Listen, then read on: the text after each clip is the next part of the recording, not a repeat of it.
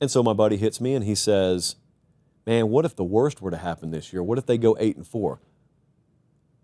And I said, excuse me? The worst? Being 8-4? They may have gone 8-4 with Nico. The worst? You don't know much about Tennessee football if you think the worst is 8-4.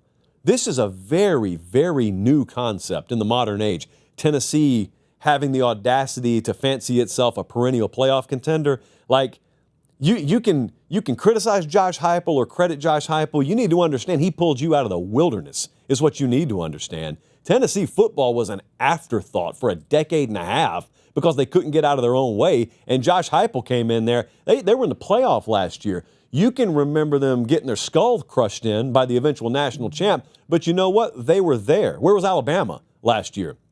Tennessee was there.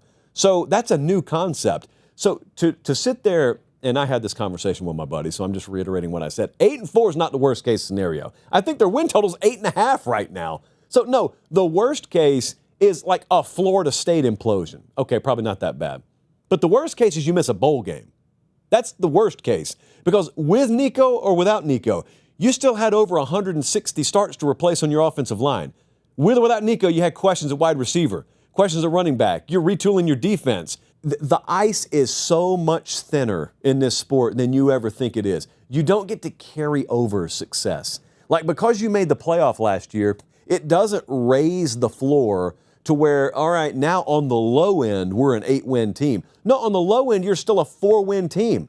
You're not immune to disaster just because you made the playoff last year. So I believe in Josh Heupel. But I believe Josh Heupel had a tall order on his hands even if Nico stayed this year.